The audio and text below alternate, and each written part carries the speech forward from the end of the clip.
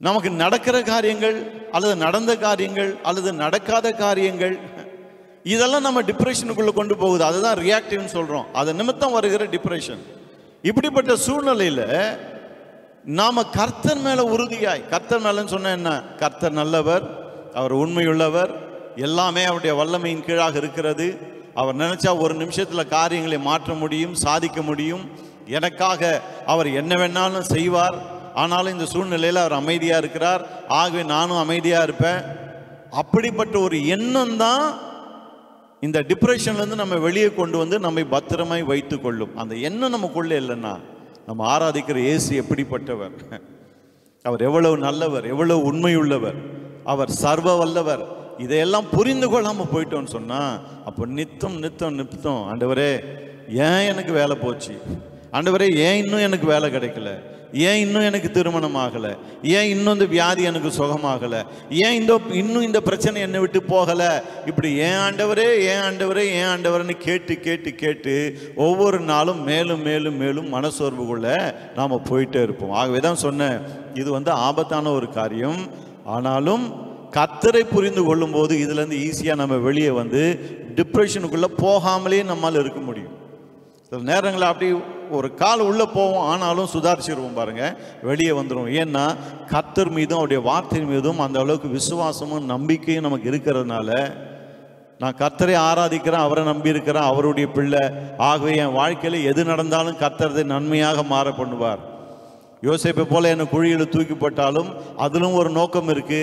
குழியில் இருக்கும்போது அந்த என்ன நோக்கம்னு தெரியல, ஆனால் பிற்பாடு அது விளங்கும். அது வரைக்கும் நான் காத்திருக்கிறேன், நான் கர்த்தரை நம்புகிறேன்னு அந்த எண்ணம் நமக்குள்ள ஆழமா இருக்கும்போது நாம டிப்ரெஷனுக்குள்ள போக மாட்டோம். ஆயிரம் காரியம் நடக்கலாம், மறுபடியும் சொல்றேன், ஆனாலும் நாம உள்ள போக மாட்டோம். ஏன்னா அந்த நடக்கிற எல்லா காரியங்களிலும் கர்த்தருடைய தயவுள்ள கரத்தை நாம் பார்ப்போம். ஆயிரம் எதிர்ப்புகள் வரலாம், அது மத்தியிலே கர்த்தருடைய தயவுள்ள கரத்தை நாம் பார்ப்போம். எல்லாத்துக்கும் ஒரு நோக்கம் இருக்கு, இல்லாம கர்த்தர் என் வாழ்க்கையில் இதை அனுமதிக்க மாட்டார் என்ற ஆணித்தரமான விசுவாசம் நமக்குள்ள இருக்கும்போது அருமையானவர்களே, டிப்ரெஷனுக்குள்ள போகாம நம்மால இருக்க முடியும். சரி, இன்றைக்கு ஒரே ஒரு மனுஷனை குறித்து நாம் பார்க்க போகிறோம். இந்த மனுஷன் பாருங்க, இவனுக்குள்ள அந்த ரியாக்டிவ் டிப்ரெஷன், ஒரு சூழ்நிலையை கண்டு அவன் அஞ்சுகிறான், பயப்படுகிறான், டிப்ரெஷனுக்குள்ளே போகிறான், ஆனால் அற்புதமாக வெளியே வந்துடுறான். இன்றைக்கி ஒரே ஒரு உதாரணத்தை நம்ம பார்க்க போகிறோம்.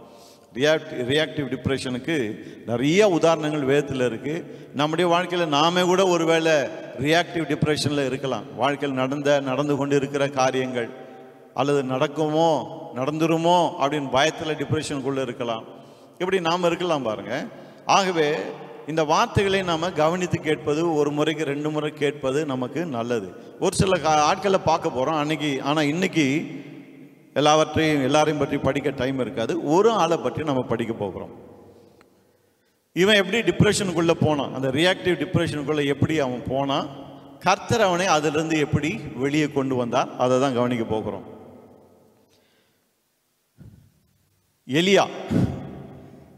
எலியா கேரக்டரு நம்ம எல்லாருக்கும் ரொம்ப பிடிக்கும் பாருங்க. எலியா அப்படின்னு சொன்னால் கர்த்தரே தெய்வம் என்று அர்த்தம். இந்த எலியா பலத்த காரியங்களை செய்தவன் என்று நம்ம வேதத்தில் பார்க்கிறோம். ஆனால் இந்த மனுஷனும் ஒரு குறிப்பிட்ட கட்டத்தில் பெரிய ஒரு மனசோர்வுக்குள்ள ஆளாகிறான் பாருங்க. 1 ராஜாக்கள் 19 நாம் அதை வாசிக்கலாம். இந்த ரியாக்டிவ் டிப்ரெஷனுக்குள்ள ரொம்ப ஆழமாக போயிடுறான் பாருங்க. வாசிக்கிறேன் பாருங்க, 1 ராஜாக்கள் 19:3 வாசிக்கிறேன். அவனுக்கு அது தெரிந்த போது எழுந்து, எது தெரிந்த போது, முதல் 2 வசனங்களை வாசிங்கன்னு சொன்னால், ஏசபேல் இன்னும் 24 மணி நேரத்துக்குள்ள உன்னை காலி பண்ணிடுவேன்னு ஒரு செய்தியை சொல்ல அவங்ககிட்ட ஆள் அனுப்புகிறான்.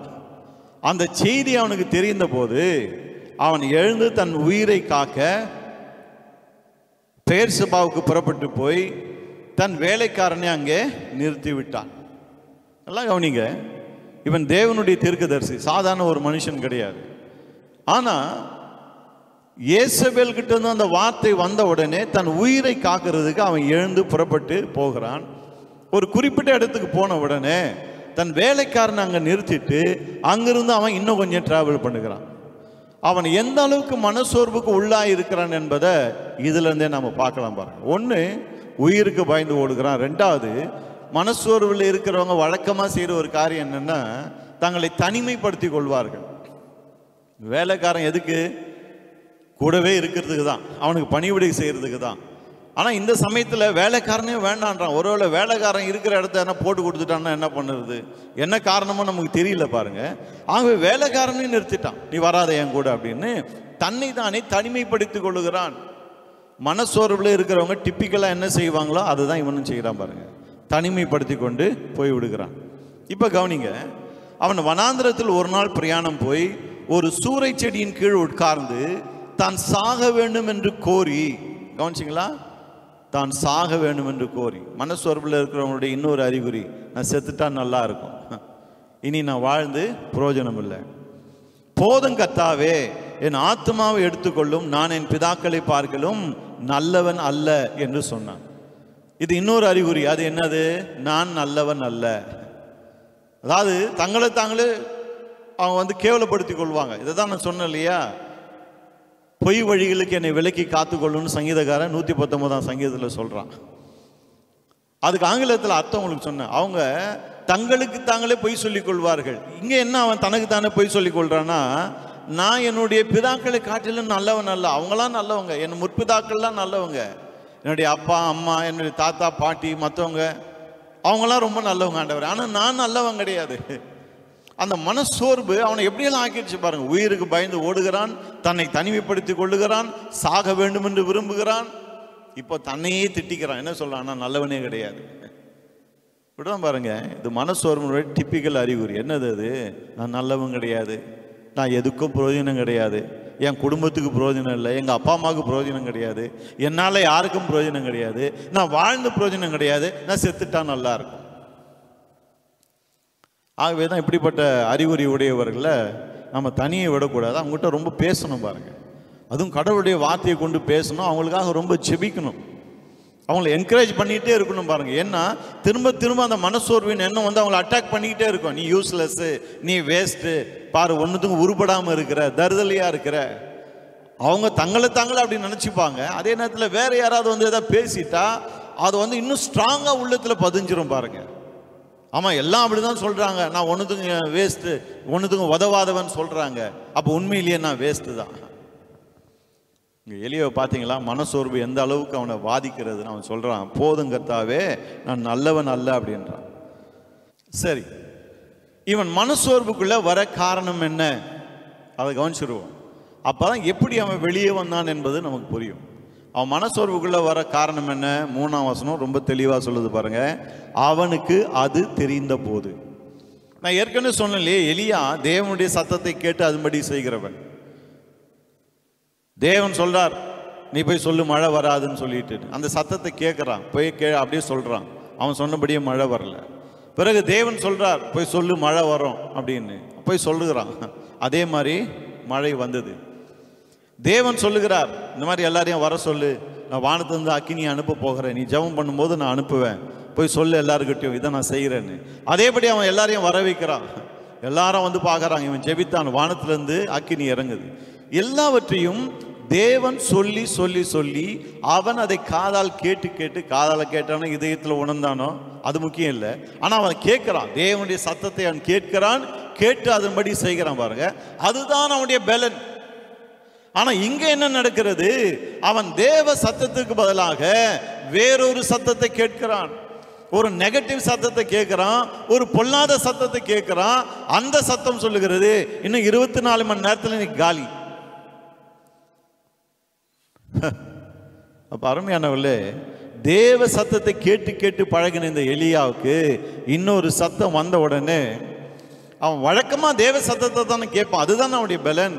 அந்த சத்தத்துக்கு காத்து இருக்காம என்ன பண்ணிட்டான்? அந்த வசனம் சொல்லுது, அவன் எழுந்து பிராணனை காக்க மற்ற வேலைகளை செய்கிறான். அப்போ ஒரு பொல்லாத சத்தம் அவனுக்குள்ளே அந்த மனசோர்வை கொண்டு வருகிறது. மனசோர்வு வந்த உடனே சாக வேண்டும் என்று அவன் விரும்புகிறான். கடைசியில் கர்த்தர் அவனை பலப்படுத்துகிறார், ஆகாரத்தை கொடுக்கிறார். அதை கொண்டு பாருங்க, அவன் வெகு தூரம் பிரயாணப்பட்டு போனான் என்று வேதம் சொல்லுகிறது. அப்புறம் 9:13 இந்த 2 வசனங்களை வாசிக்கும் போது ஒரே காரியத்தை தான் கர்த்தர் திரும்ப திரும்ப கேட்கிறார். எலியாவே, இங்கே உனக்கு என்ன காரியம்? நல்லா கவனிச்சிங்களா? அதை எலியாவே, இங்கே உனக்கு என்ன காரியம்? 40 நாள் சோறு தண்ணி இல்லாம நடந்து தேவ பர்வதத்தை வந்திருக்கிறான் பாருங்க. வந்த உடனே கர்த்தர் அவனை ஆற்றி தேற்றி அவனை பலப்படுத்தி அவங்ககிட்ட எதமான வார்த்தைகள் பேசி அப்படி பலப்படுத்துவார்னு பார்த்தா 40 நாள் நடந்து வந்தவனை பார்த்து கர்த்தர் கேட்கிறாரு, ஏன்பா நீ எதுக்கு இங்க வந்த அப்படின்னு. கொஞ்சம் யோசித்து பாருங்க. நீங்களும் நானும் தான் செம்ம கடுப்பாயிருப்போம். 40 நாள் நடந்து போயிட்டு ஆண்டவர்கிட்ட போனா கர்த்தர் கேட்கிற, எதுக்குப்பா இங்க வந்த? ஒரு முறை அல்ல 2 முறை கேட்கிறார், இங்கே உனக்கு என்ன காரியம் அப்படின்னு. அப்படின்னா என்ன அர்த்தம்? இங்க உனக்கு வேலையே கிடையாது. நீ வேலை செய்ய வேண்டிய இடம் வேற, நீ செய்ய வேண்டிய வேலை வேற.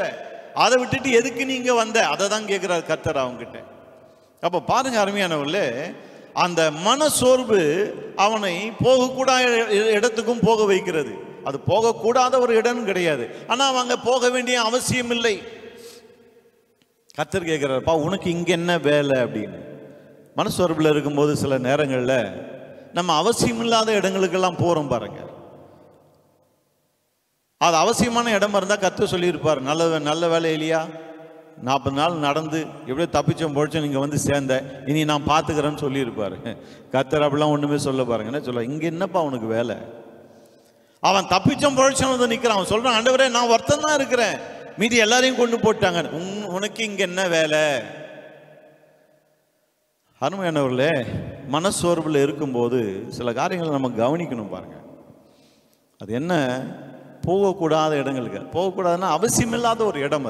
அது தப்பான இடம் கிடையாது, தேவ பர்வதத்துக்கு தான் போனான். ஆனா அப்போ போக வேண்டிய அவசியம் இல்லாத ஒரு இடம், அங்க போய் நிற்கிறான் அவன். கர்த்தர் கேட்கிறார், உனக்கு என்ன வேணும்னு. அப்பதான் அவன் என்ன சொல்றான், பதில் சொல்றான் பாருங்க. 19:10 சரி, 19:14 சரி, 1 ராஜாக்கள் 19, 10, 11, 14 ரெண்டுத்துலையுமே அவன் எப்படி சொல்றான் பாருங்க. அதுதான் ரொம்ப முக்கியமான காரியம். அவன் என்ன சொல்றான்,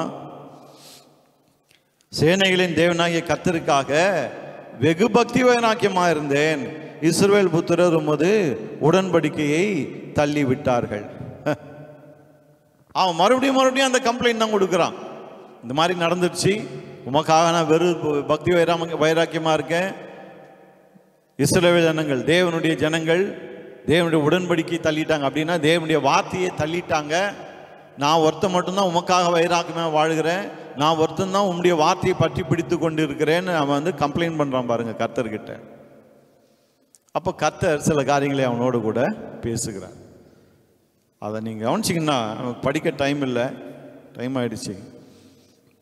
அந்த 19ஆம் அதிகாரம் முழுக்க எடுத்து நீங்கள் வாசித்து பாருங்க. இவ்வளவு மனசோர்வில் இருந்து நான் செத்து போகிறேன், நான் நல்லவன் கிடையாது, இப்படி தன்னை தனிமைப்படுத்தி கொண்டு அவங்ககிட்ட கர்த்தர் ஒரு தீர்க்கதரிசியை எப்படி டீல் பண்றோமோ அப்படி டீல் பண்றாரு பாருங்க. எப்படி டீல் பண்றாரு? மீண்டுமாய் அவருடைய வார்த்தை அவனை நோக்கி வருகிறது. நீ அடுத்து போய் இதை செய், இதை செய், இதை செய் என்று கர்த்தர் சில வேலையை அவங்ககிட்ட கொடுக்கிறாரு பாருங்க. ரொம்ப மனசோர்வில் இருக்கிற, கொஞ்ச நாள் ரெஸ்ட் எடுத்துக்கன்னு சொல்லல, அவருடைய வார்த்தை அவனை நோக்கி வருகிறது. அவருடைய வார்த்தை அவனை நோக்கி வந்த உடனே அந்த வார்த்தை சில வேலையை அவனுக்கு கொடுக்குது பாருங்க. அதை கேட்ட உடனே புது பலன் அவனுக்குள்ளே வருகிறது, ஜீவன் அவனுக்குள்ளே வருகிறது, அந்த மனசோர்வெல்லாம் நீங்கி விட்டது. ஹல்லேலூயா. அப்ப தீர்க்கதரிசியுடைய வேலை என்ன? தொடர்ந்து கர்த்தருடைய சத்தத்தை கேட்டுக்கொண்டே இருப்பது. ஏன்னா அந்த சத்தத்தை கேட்காம ஒரு பெண்ணுடைய சத்தத்தை கேட்டான், ஒரு மனுஷனுடைய சத்தத்தை கேட்டான், மனசோர்வு வந்தது. திரும்ப கர்த்தருடைய சத்தத்தை கேட்க ஆரம்பித்தான், மனசோர்வெல்லாம் போய்விட்டது. எழுந்து தெம்பா போய் தன்னுடைய வேலையை அவன் பார்க்கிறான். ஹல்லேலூயா. அருமையானவர்களே, ஒரு பெரிய விஷயம் அடங்கி இருக்கு. அது என்ன தெரியுமா? மனசோர்வு வாழ்க்கையில வரும். மனசோர்வை உண்டாக்கக்கூடிய பேச்சுக்கள் கேட்க வேண்டியதாக இருக்கும். மனசோர்வை உண்டாக்கக்கூடிய சூழ்நிலைகளை பார்க்க வேண்டியதாக இருக்கும். அந்த சூழ்நிலைகளை கடந்து போக வேண்டியதாக இருக்கும். இதெல்லாம் வராதுன்னு சொல்ல வரல, வரும் பாருங்க. ஆனால் அப்படி வருகிற நேரத்தில் நாம் எப்படி ரியாக்ட் பண்ணுறோம்? நாம் ரியாக்ட் பண்ணி டிப்ரெஷனுக்குள்ள போகலாம், அல்லது ரியாக்ட் பண்ணி காட் இஸ் சாவரின், தேவன் ஏக சக்கராதிபதி, எல்லாமே அவர் கண்ட்ரோலில் இருக்கு, இந்த சூழ்நிலைக்குள்ள ஏன் கர்த்தர் என்னை அனுமதிச்சார் எனக்கு தெரியல, ஆனாலும் நான் அவரை நம்புகிறேன் என்று அப்படி உறுதியாகவும் இருக்கலாம். பாருங்க, இப்போ பாருங்க, மனசோர்வுக்குள்ள போனா அதுலேருந்து எப்படி வெளியே வந்தான்? அந்த ராணியினுடைய சத்தம் மனசோர்வுக்குள்ள அவனை கொண்டு போயிட்டு எப்படி வெளியே வந்தான்? கர்த்தருடைய சத்தம் அந்த மனசோர்வுலேருந்து அவனை மீண்டும் வெளியே கொண்டு வந்தது. ஹல்லேலூயா! இது நமக்கு சொல்லிக் கொடுக்கிற மிகப்பெரிய பாடம் என்ன? உங்களை சுற்றி பல சத்தங்கள் கேட்டுக்கொண்டே இருக்கலாம், உங்களை மனசோர்வுக்குள்ளே தள்ளக்கூடிய சத்தங்கள்.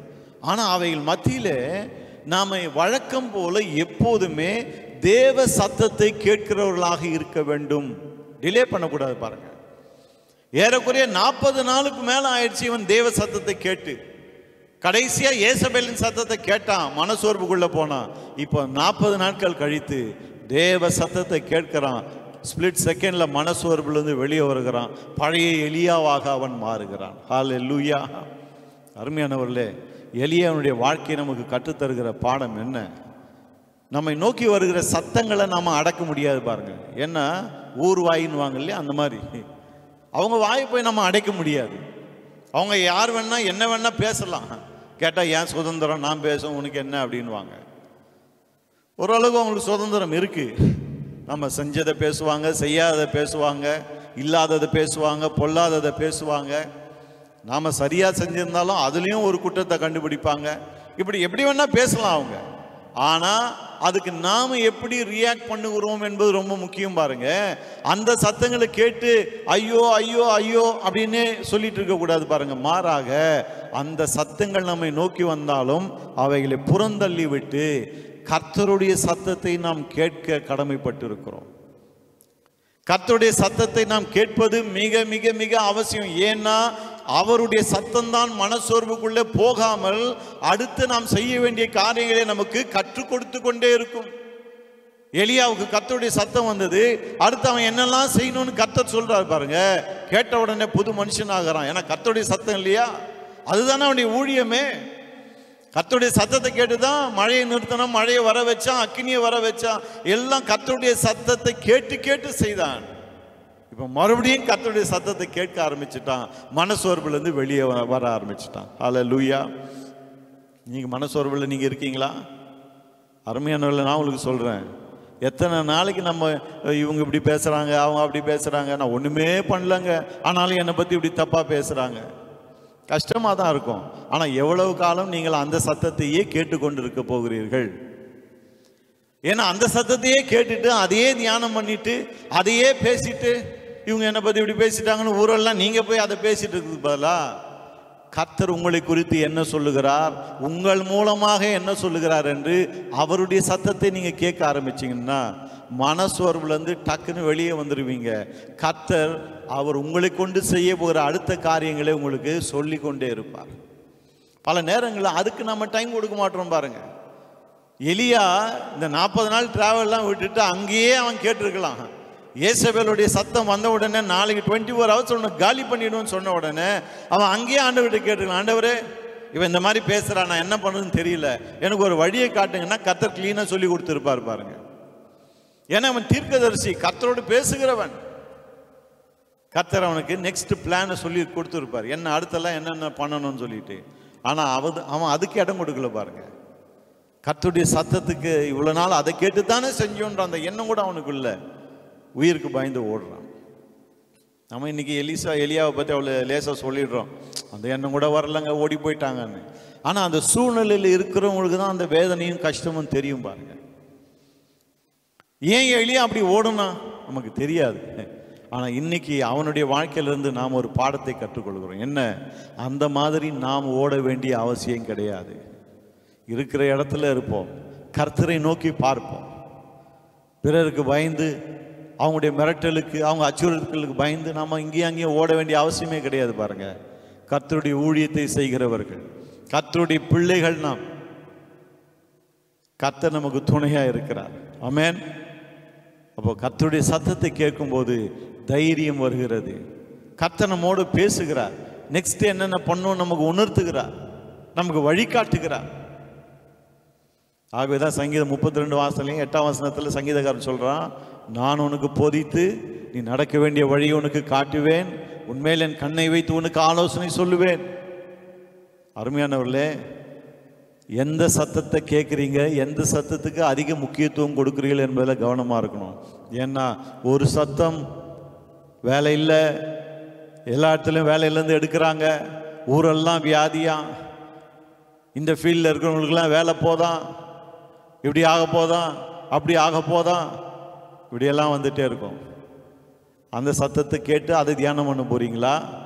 அல்லது இதோ உலகத்தின் முடிவு பரியந்தம் சகல நாட்களிலும் நான் உங்களோடு கூட இருக்கிறேன் என்று நமக்கு வாக்கு பண்ணினவர், நான் உன்னை விட்டு விலகுவதும் இல்லை, உன்னை கைவிடுவதும் இல்லை என்று வாக்கு பண்ணினவர், நான் உனக்கு அரணாய் கேடகமாய் கோட்டையாய் மதிலாய் இருக்கிறேன் என்று நமக்கு வாக்கு பண்ணி இருக்கிறவர், நான் உனக்கு ஆரோக்கியமா இருக்கிறேன் என்று வாக்கு பண்ணி இருக்கிறவர், நானே உன் பங்கு, நானே உன் சுதந்திரம் என்று நமக்கு வாக்கு பண்ணி இருக்கிறவர், நானே உன் பரிகாரி என்று வாக்கு பண்ணினவர், உன் அப்பத்தையும் தண்ணீரையும் ஆசீர்வதிப்பேன், வியாதியை உன்னிலிருந்து விலக்குவேன் என்று நமக்கு வாக்கு பண்ணி இருக்கிறவர்.